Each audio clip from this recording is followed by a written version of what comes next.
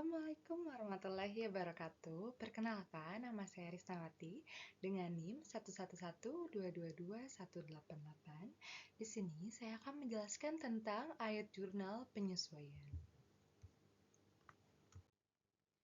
Jurnal penyesuaian atau adjusting entries, jurnal yang dibuat untuk mencatat transaksi yang perlu disesuaikan karena adanya transaksi yang belum tercatat, kesalahan perhitungan pembayaran beban, dan perhitungan aktivitas lainnya.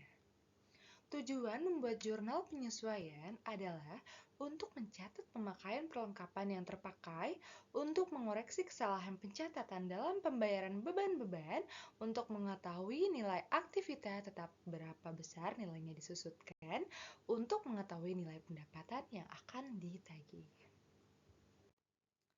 Akun-akun yang harus disesuaikan, yang pertama, pemakaian perlengkapan atau the use of supplies. Yang kedua, beban yang masih harus dibayar, accrued expense. Yang ketiga, penyusutan aktivitas tetap, depreciation of fixed asset. Yang keempat, pendapatan yang masih diterima atau accrued income. Yang kelima, beban dibayar di muka atau deferred expense. Dan yang A dicatat sebagai harta, B dicatat sebagai beban. Yang keenam, pendapatan diterima di muka atau deferred income. A dicatat sebagai pendapatan, B dicatat sebagai hutang. Yang ketujuh, kerugian piutang. Perlengkapan. Nilai perlengkapan selama satu periode harus dihitung berapa yang masih tersedia atau tersisa, dan berapa yang telah terpakai atau habis dipakai. Penyebab terjadinya AJP karena tidak tercatat dengan benar, kesalahan informasi, kerusakan secara alamiah, dan lainnya. Yang kedua, beban yang masih harus dibayar atau hutang.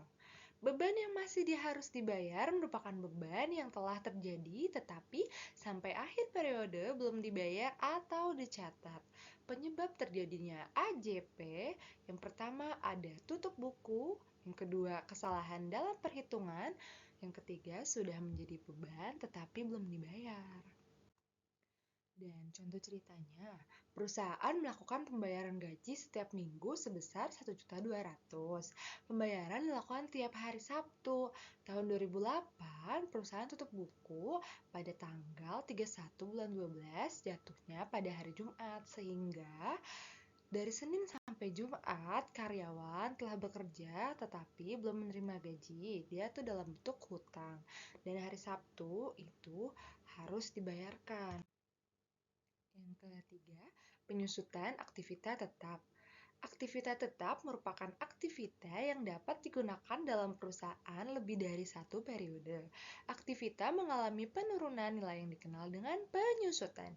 Metode penyusutan aktivitas tetap bisa dengan metode garis lurus, metode tarif tetap atas nilai buku, metode jumlah angka tahun.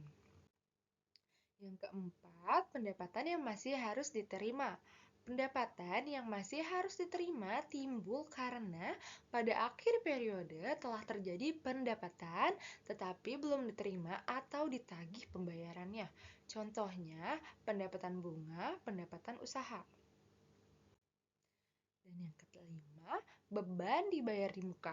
Apabila suatu perusahaan melakukan pembayaran terlebih dahulu atau pembayaran di muka untuk suatu beban dan pembayaran tersebut melebihi satu periode akuntansi, pencatatan dapat dilakukan dengan dua cara.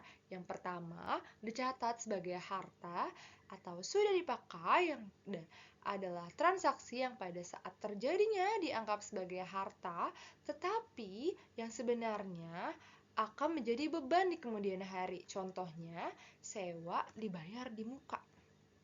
Yang kedua, dicatat sebagai beban atau belum dipakai. Saat pembayaran sewa tersebut dicatat sebagai beban, namun selama periode akuntansi akan berjalan menjadi harta pada akhir periode akuntansi. Contohnya, beban sewa. Contoh ceritanya, tanggal 1 Oktober 2008, perusahaan membayar premi asuransi untuk 1 tahun senilai 1.200.000. Pencatatan pada jurnal umum atau JU 1/10 2008 asuransi dibayar di muka sama dengan 1.200.000, kasnya 1.200.000. Nah, ini tuh harta.